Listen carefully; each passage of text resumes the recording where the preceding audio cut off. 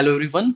अगर आपको किसी ऐसे नंबर का स्क्वायर करना है जो कि 75 से लेकर 125 के बीच में लाई करता है तो उसको कितनी आसानी से कर सकते हैं वो आज हम सीखने वाले हैं।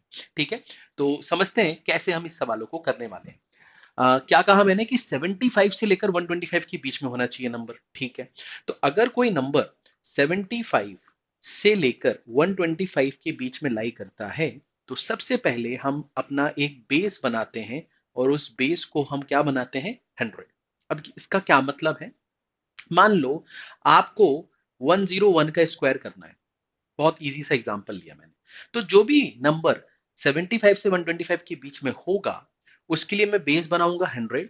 इसका क्या मतलब है, जैसे अगर मैंने 101 लिया तो क्या 101 75 से 125 के बीच में लाई कर रहा है? जी हाँ। क्या ये 100 से बड़ा है? बिल्कुल। कितना बड़ा है? एक बड़ा है। तो अगर ये एक बड़ा है तो एक का स्क्वायर कर दो, तो आप बोलोगे एक। बट मैं बोलूंगा कि नहीं, जितना भी डिफरेंस आ रहा हो, कम या ज्यादा, 100 से जब आप कंपेयर करो, 100 से ज्यादा या 100 से कम, जितना भी वो आ रहा हो, वो डिफरेंस का आपको स्क्वायर करना है और उसे लिखना है 2 डिजिट के फॉर्म में। तो ये तो 1 ही आ रहा है और 1 का स्क्वायर तो 1 होता है, बट लिखना 2 डिजिट के फॉर्म में है। तो मैं क्या लिखूंगा यहाँ पर? 01। ठीक है, बात समझ में आ गई? तो मैं यहाँ पर क्या लिखूंगा? 01। एक चीज हो गई। अब बात आती है कि ये जो 1 ज्यादा था वो इसमें जोड़ दो। तो 101 में अगर 1 जोड़ देंगे तो ये आ जाएगा 102 और ये आ गया 101 का स्क्वायर। ठीक है, सिंपल था, आसान था, इजी था। फिर से देखते हैं। मान लो 107 का स्क्वायर अगर आपको करना हो तो आप बोलोगे 107। 107 जो है वो 100 से 7 ज्यादा है, तो 7 का स्क्वायर 2 डिजिट के फॉर्म में लिखो। मैंने कहा 49। अच्छा, इसमें अगर हम 7 जोड़ देंगे तो ये कितना आ जाएगा? मैंने कहा 114। आ गया स्क्वायर, खत्म। अच्छा, अब ये जैसे ये 100 से एक ज्यादा था, अगर ये 100 से एक कम होता तो क्या होता? ये 99।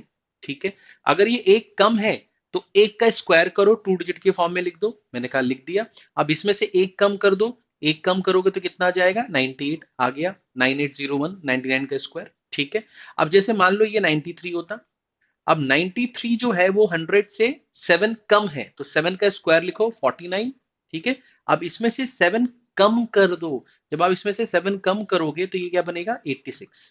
और ये आपके सवाल का जवाब आ गया। समझे? आसान था, इजी था। अब जैसे मान लो आपके पास में आ गया 112 का स्क्वायर।